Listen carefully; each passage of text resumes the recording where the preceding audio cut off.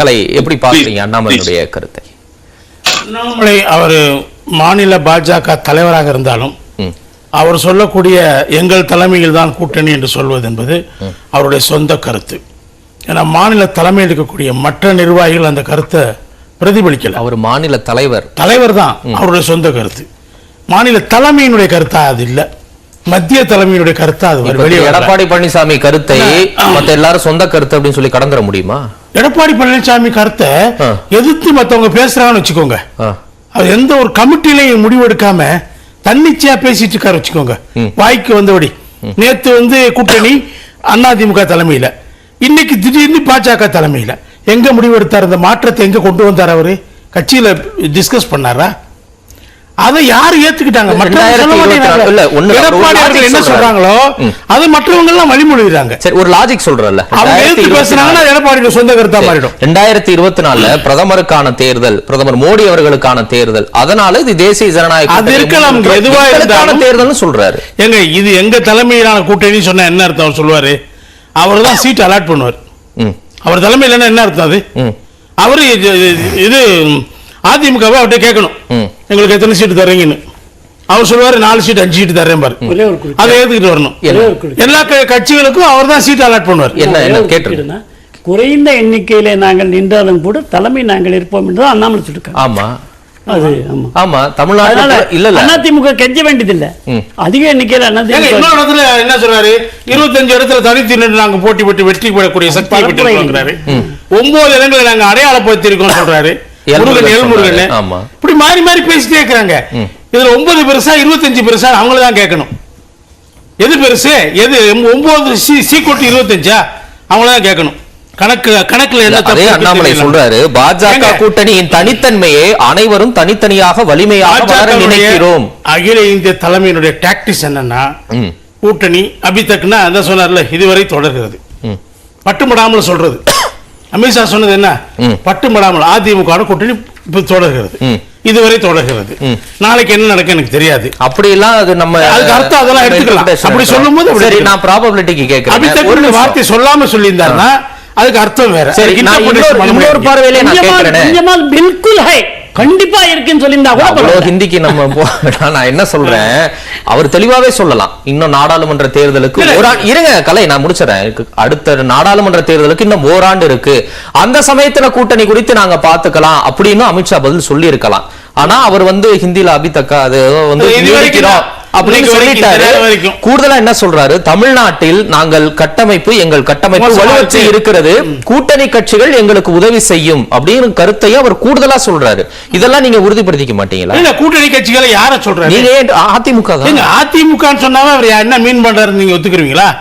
அவங்க ஓபிஎஸ், சசிகலா அம்மா, டிடி தினகரன் எல்லாரும் சேர்ந்ததுதான் அப்படி ஒரு அப்படின்னு சொல்லிட்டே இருக்காங்க.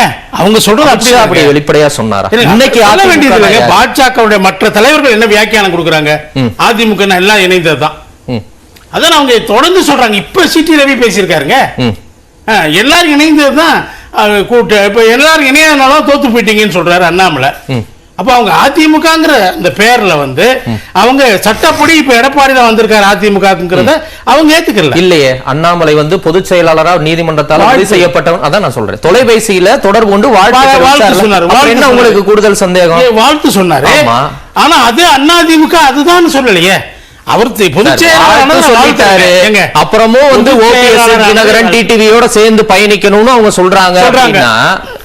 இது என்ன சொல்றாங்கல்ல, நீங்க இன்டர்பிரேஷனாவே பேசுறீங்க. நீங்க அவங்க எடப்பாடி தலைமையில் இருக்கக்கூடிய அதுதான் அதிமுக, அதோட தான் கூட்டணின்னு சொல்லல. அவ்வளவுதான், வாழ்த்து சொல்லிட்டாங்க, எல்லாம் முடிஞ்சு போச்சு சார். கூட்டணின்னா அவர் தலைவர், அவர் பொதுச் செயலாளர் ஆனதுக்கு வாழ்த்து சொன்னாங்க, அவ்வளவுதான். அப்ப அதுக்கு அடுத்து என்ன சொல்றாரு, என் தலைமையில கூட்டணிங்கிறாரு. இவர் தலைமையில கூட்டணின்னா சீட்டுகளை இவர் தான் அலாட் பண்ணணும். பாஜக தலைமையில அலாட் பண்ணுவாரு. சொல்லுங்க, இவர் தலைமையில கூட்டணின்னா சீட்டு யார் அலாட் பண்ணுவாங்க? இவர் தான் பண்ணுவாரு. அதாவது பாஜக இங்க அதிமுகவுக்கு அண்ணாமலை மூலமாக ஒரு நிர்பந்தத்தை கொடுத்துக்கிட்டே இருக்கிறாங்க, புஷ் பண்ணிக்கிட்டே இருக்கிறாங்க. நாங்க சொல்ற அந்த எங்களுடைய கருத்துக்கு நீ உடன்படணும், அதை நோக்கி அவங்கள இங்க நிர்பந்தம் கொடுத்துக்கிட்டே இருக்கிறாங்க. ஒரு பக்கம் கூட்டணி சொல்றாங்க, இன்னொரு பக்கம் நிர்பந்தம் கொடுத்துக்கிட்டே இருக்கிறாங்க. அதுக்கு இதுவரைக்கும் ஓபிஎஸ் இருந்த அதிமுக ரியாக்ஷன் இருக்காது. இப்ப இபிஎஸ் தலைமையில் அதிமுக வந்த உடனே இந்த அதிமுக பாஜக உறவுல ஒரு விரிசல் ஏற்படுது. ஓபிஎஸ் இருந்த அதிமுகல இபிஎஸும் இணை ஒருங்கிணைப்பாளரா இருந்தாரு. அப்ப மட்டும் ஆனா அவர் தனித்து கருத்துக்களை சொல்ல முடியல, இரட்டை தலைமையில இருந்துச்சு. இப்ப சொன்னார், இவர் கூட சொன்னார், புகழேந்தி கூட எல்லாம் தோத்தாங்க வரிசையான்னு. அது 8 தேர்தல் தோத்த இரட்டை தலைமையில தான் தோத்தாங்க. ஈரோடு கிழக்குல ஈரோடு கிழக்கு முடியல. ஈரோடு கிழக்கு என்பது ஒரு இடைத்தேர்தல். இடைத்தேர்தல் 25% தக்க வச்சிருக்காங்க. தங்களுடைய அடிப்படை பலம் அதிமுக தான். அதை தக்க வச்சது பெரிய விஷயம். அது தெரியாம இருங்க, அது தெரியாம தான் திண்டுக்கல் எம்ஜிஆருக்கு, மதுரை கிழக்கு மருங்காபுரி ஜெயலலிதாவுக்கு, ஈரோடு கிழக்கு எடப்பாடியாருக்குன்னு பிரச்சாரம் பண்ணாங்களா? அது பண்ணும், அப்படிதான் பண்ணணும். திண்டுக்கல் இடைத்தேர்தல் அப்படிதான் பண்ணணும். மதுரை கிழக்கு மருங்காபுரி இடைத்தேர்தல் அப்படிதான் பண்ணணும். வேற எப்படி பண்ண முடியும்? 22 தேர்தல்கள், இடைத்தேர்தல்கள்ல 22 இடைத்தேர்தல்கள்ல நாங்க ஒரு தடவை டெபாசிட் இழந்தோம். திமுக 4 முறை டெபாசிட் இழந்துச்சு. இப்ப நாங்க இழந்தாலும் இழப்போம். அப்படியா பேசுவாங்க? சார் பேசுனது இங்க நடக்கல சார். பேசுனது நடக்க, அதெல்லாம் எனக்கு அந்த லாஜிக் புரியுது இல்ல, ஆனா அது நடக்கல. என்ன நடக்கல? ஈரோடு கிழக்கு எடப்பாடியாருக்கு திருப்பு முனையா இருக்கும், திண்டுக்கல் மதுரை கிழக்கு மருங்காபுரி நடக்கல இருந்திருக்குது. அவருடைய பேசிக் ஸ்ட்ரென்த் அவர் இந்த இடைத்தேர்தலையும் கைப்பற்றி இருக்கு. ரிசல்ட் என்ன? ரிசல்ட் எதுவா இருக்கு? இடைத்தேர்தல் ரிசல்ட் தெரிஞ்சதாங்க. தோல்விதானே. It is a foregone result. தோல்விதானே. படுதோல்வி. இடைத்தேர்தல் எந்த கட்சிங்க? கூட்டணி கட்சி சார். கடந்த 21 படுதோல்வின்னு இவர் சொல்லுவாரு. பாஜக அண்ணாமலை தான் சொல்லுவாரு. ஆனா இவங்க அங்க கேண்டிடேட் நிறுத்துறதுக்கு தைரியம் இல்ல உங்களுக்கு. ஓபிஎஸ் கேண்டிடேட் வித்ரா பண்ண வச்சாங்க, அவர் காப்பாத்துனாங்க. அவர் நின்று இருந்தா அம்பலமா இருப்பாருன்னு உங்களுக்கு தெரியும். அதனால அவர் வித்ரா பண்ண வச்சாங்க. இவங்க சொன்ன உடனே அவர் வித்ரா பண்ணிட்டாரு. சார் அவர் என்ன சொன்னார்? நித்யானந்தா டக்குனு வித்ரா பண்ணிட்டாரு. இத்தனை வாய்ப்புகளை நாங்கள் இத்தனை வாய்ப்புகளை நாங்க சிலுவை எல்லாம் சுமந்து அடிபட்டு கல்லடிபட்டு நாங்க ஏற்படுத்தி கொடுத்து நீங்க தோத்து போறீங்க அப்படின்னு கேக்குறாரு. சரி,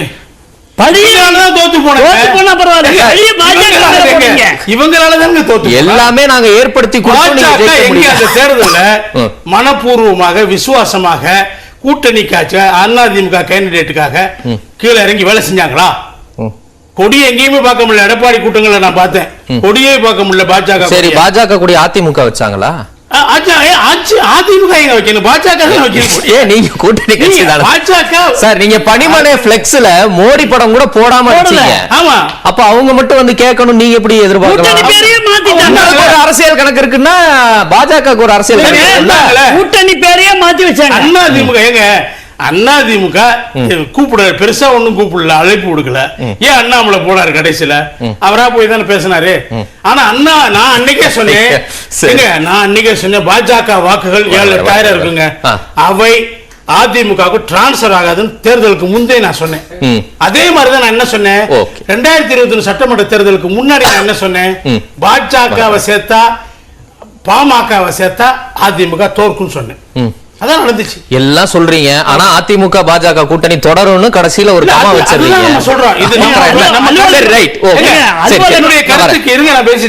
என்னுடைய கருத்துக்கு எதிராக தான் நடக்குது. சரி, நான் என் அதிமுக இல்ல, நான் அதிமுக நல்ல வழியில போறதுக்கு நான் கருத்துக்களை சொல்றேன். ஓகே, புரியுது. நான் அதிமுக நலம் விரும்பி, ரைட், எனக்கு புரியுது. பாஜக அதிமுக காப்பாத்தன்னு நினைக்கிறேன். ரைட், நன்றி நன்றி. அலுவலகம் தொடக்கும் போது இப்போ கவர்னரா இருக்கக்கூடிய அந்த தொகுதியில் எம்பி நின்னவர் ராதாகிருஷ்ணன் அந்த முதல் அறிமுக கூட்டத்தில் கூட வேட்பாளர் அறிமுக கூட்டத்தில். ஆனா அந்த கூட்டணி தேசிய ஜனநாயக கூட்டணி இந்த அலுவலகத்தில் போடல, தேசிய ஜனநாயக முற்போக்கு கூட்டணி அதுக்கு ஒரு தனி பேரை வச்சாங்க.